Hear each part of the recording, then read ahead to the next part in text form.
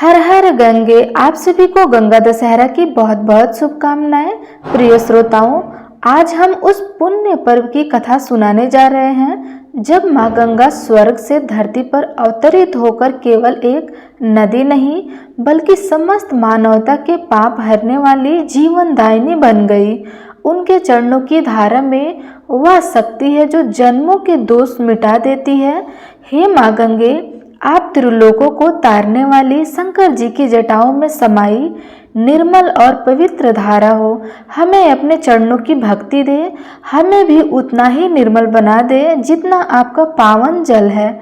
हम प्रार्थना करते हैं कि जैसे आपने राजा भागीरथ की तपस्या को सफल किया, वैसे ही हमारे जीवन को भी आध्यात्मिक प्रकाश से भर दें। हे माँ गंगे, अगर आप इस कथा के श्रवण या वाचन में कोई त्रुटि, अपूर्णता या अशुद्धि हो तो कृपया उसे क्षमा कर देना। आपकी एक बूंद भी मोक्ष का द्वार खोल सकती है। आज गंगा दशहरा के इस पावन अवसर पर हे माँ गंगे, हम सभी आपका ध्यान करते हैं, आपकी स्तुति करते हैं और हृदय से आपके श्री चरणों में समर्पित होते हैं। अब सभी मिलकर प्रेम से बोलिए, गंगा मैया की जय। गंगा दशहरा के पावन अवसर पर जो भी भक्त 10 बार गंगा स्तोत्र का पाठ करता है उसके 10 प्रकार के पापों का नाश हो जाता है। हर साल ज्येष्ठ माह के शुक्ल पक्ष की 10वीं तिथि को गंगा दशहरा का पर्व मनाया जाता है। मान्यता है कि इस दिन राजा भागीरथ की तपस्या सफल हुई थी और माँ गंगा भगवान शिव के जटाओं में से होकर धरती पर उतरी थी। अयोध्या के महान राजा दशरथ और भगवान श्री राम के बारे में तो हम सभी जानते हैं। उनके ही पूर्वज राजा भागीरथ को अपने पूर्वजों के तर्पण के लिए गंगा जल की आवश्यकता पड़ी। तब उनके पास गंगा जल नहीं था क्योंकि उस समय गंगा जी केवल स्वर्गलोक में बहा करती थी। यह जानकर राजा भागीरथ बड़े दुखी हुए और माँ गंगा जी को पृथ्वी पर बुलाने के लिए कठिन तपस्या करने लगे। उन्होंने कई सालों तक कठिन तपस्या की लेकिन उन्हें कोई सफलता नहीं मिली, जिसके बाद राजा भागीरथ दुखी होकर केवल कैलाश पर्वत पर चले गए। फिर उन्होंने वहां पर जाकर बड़ी कठिन तपस्या की, जिसे देखकर आखिरकार माँ गंगा जी राजा भागीरथ पर प्रसन्न हुई और उन्हें आशीर्वाद देते हुए कहने लगी कि आपकी क्या इच्छा है जिसे मैं पूर्ण कर सकती हूँ। माँ गंगा जी को अपने सामने देखकर राजा बड़े खुश हुए और उन्हें धरती पर आने के लिए आग्रह किया। राजा के आग्रह को सुनकर माँ गंगा राजा के साथ ही धरती पर आने के लिए तैयार हो गई, लेकिन इसमें से भी राजा के सामने एक समस्या खड़ी हुई। माँ गंगा जी का प्रवाह बहुत तेज था। ऐसे में अगर वह अपने प्रवाह के साथ धरती पर बहती तो आधी पृथ्वी तो उनके प्रभाव से, उनकी तेज से ही बह जाती। राजा की इस समस्या का समाधान और कोई नहीं बल्कि केवल भोलेनाथ ही कर सकते थे। ऐसे में राजा भागीरथ ने एक बार फिर से भगवान शिव को प्रसन्न करने के लिए कठिन तपस्या प्रारंभ कर दी।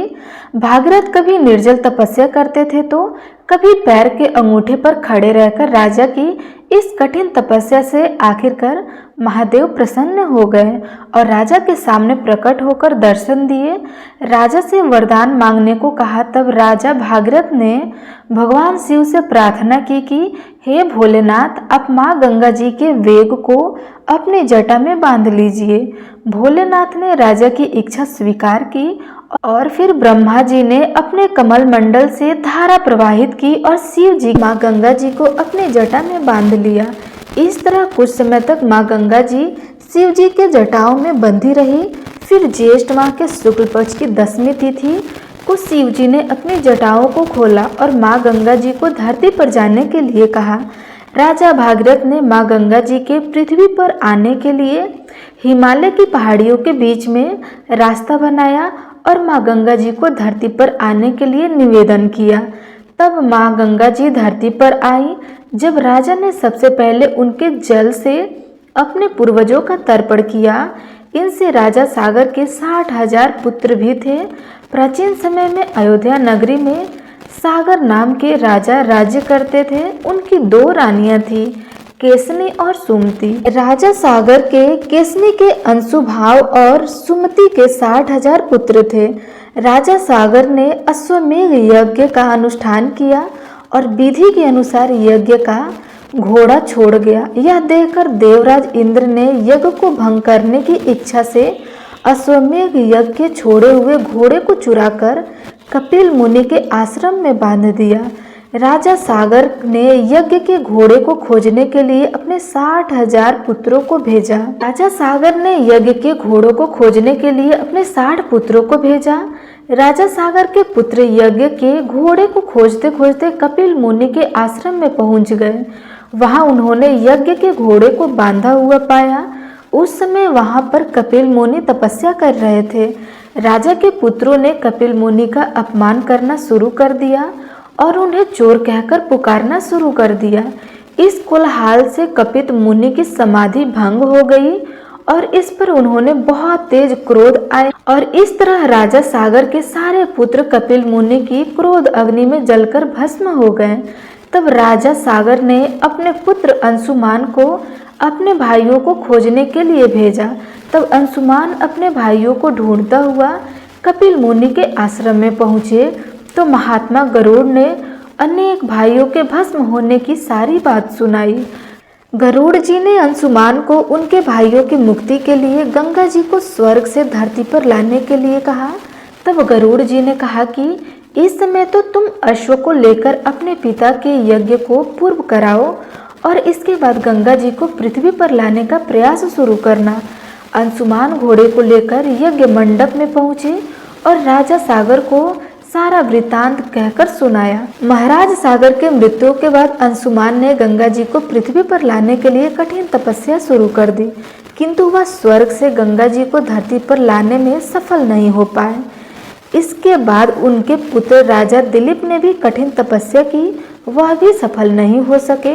अंत में राजा दिलीप के पुत्र भागीरथ जी ने गंगा जी को पृथ्वी पर लाने के लिए गोकर्ण तीर्थ में जाकर कठिन तपस्या की और इस प्रकार उनकी कठिन तपस्या से प्रसन्न होकर ही माँ गंगा जी आज के दिन धरती पर अवतरित हुई थी।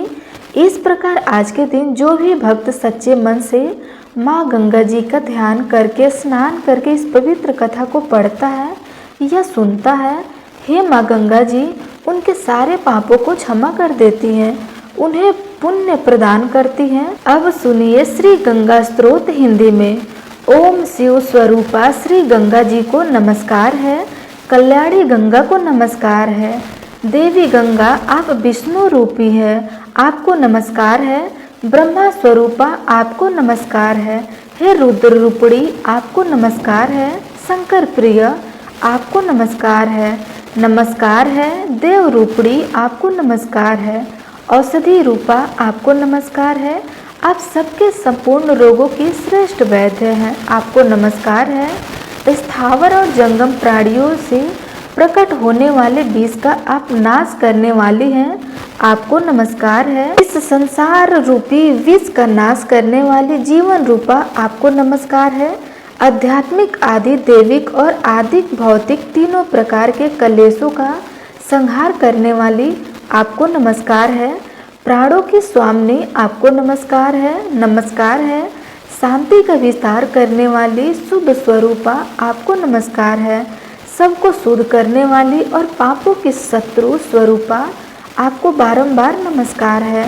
भोग मोक्ष तथा कल्याण प्रदान करने वाली आपको बारंबार नमस्कार है। भोग और उपभोग देने वाली भगवती नाम से प्रसिद्ध आप पताल गंगा को नमस्कार है। मंदाकिनी नाम से प्रसिद्ध तथा स्वर्ण प्रदान करने वाली आप आकाश गंगा के बार बार नमस्कार है।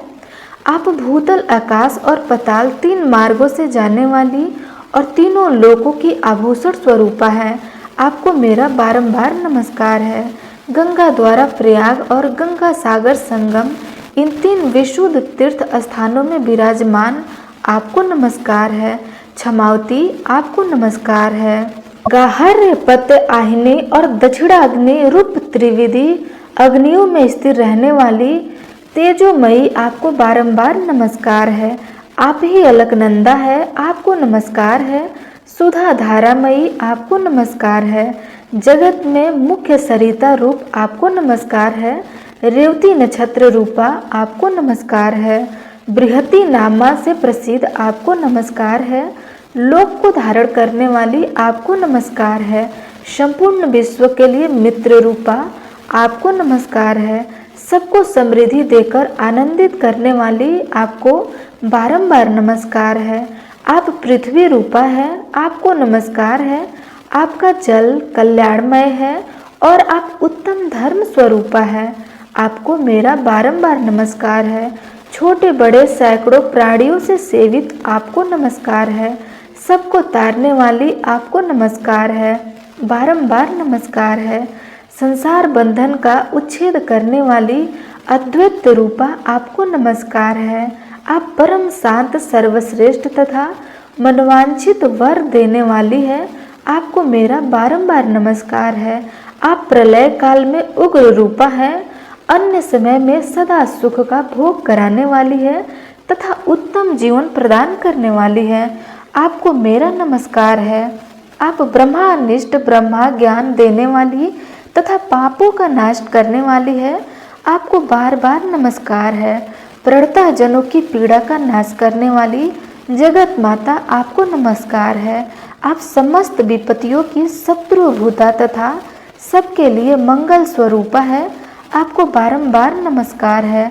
शरणागतों दीनों तथा पीड़ितों की रक्षा में संलग्न रहने वाली और सबकी पीड़ा दूर करने वाली देवी नारायणी आपको नमस्कार है। आप पाप ताप अथवा अविद्या रूपी मल से निर्लिप्त दुर्गम दुख का नाश करने वाली तथा दक्ष है। आपको बारंबार नमस्कार है। आप पर और अपर सबसे परे है मोक्षदायिनी गंगे आपको नमस्कार है। हे गंगे आप मेरे आगे हो, हे गंगे आप मेरे पीछे रहे हो।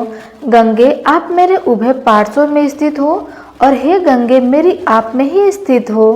आकाशगामिनी कल्याणमय गंगे आदि मध्य और अंत में सर्वत्र आप है। गंगे आप ही मूल प्राकृतिक है, आप ही परम पुरुष है तथा आप ही परमात्मा शिव है। शिव आपको नमस्कार है। जो श्रद्धा पूर्वक इस स्तोत्र को पढ़ता है और सुनता है वह मन वाणी और शरीर द्वारा होने वाले पूर्वोक्त 10 प्रकार के पापों से मुक्त हो जाता है। यह स्तोत्र जिसके घर में लिखकर रखा हुआ हो उसे कभी अग्नि चोर और सर्प आदि का भय नहीं होता है। ज्येष्ठ माह के शुक्ल पक्ष में हस्त नक्षत्र सहित 10वीं तिथि आदि बुधवार से योग हो तो उस दिन गंगा जी के जल में खड़े होकर जो 10 बार इस स्तोत्र का पाठ करता है वह दरिद्र हो या असमर्थ वह भी उसी फल को प्राप्त होता है जो पूर्वोक्त विधि से यत्न पूर्वक गंगा जी की पूजा करने पर प्राप्त होता है। माँ गंगा का 10 दिव्य युगों की साक्षी में पृथ्वी पर अवतरण हुआ था। यह युग ज्येष्ठ माह शुक्ल पक्ष की 10वीं तिथि यानी बुधवार का दिन, हस्त नक्षत्र, व्यातिपात युग, गर्ग करण, आनंद योग्य, कन्या राशि का चंद्रमा और वृषभ राशि का सूर्य को दशा महायोग कहा जाता है। गंगा दशहरा के दिन गंगा माता का पूजन पितरों को तारने के और पुत्र पौत्र और मनवांछित फल प्रदान करने वाला माना गया है। ऐसा करने से मनुष्य को मनवांछित फल की प्राप्ति होती है। इन 10 संयोग के साथ अगर गंगा जी में 10 डुबकी लगाएं और इस दिन अगर 10 चीजों का दान किया जाए तो अत्यंत शुभ फल मिलता है। माँ गंगा की पूजा में जिस भी सामग्री का उपयोग करें उसकी संख्या 10 ही होनी चाहिए। जैसे 10 दिए, 10 तरह के फूल और 10 तरह के फल आदि स्नान के बाद अपनी श्रद्धा अनुसार गरीबों को दान पुण्य अवश्य करें। तो आइए प्रेम से बोलिए गंगा मैया की जय।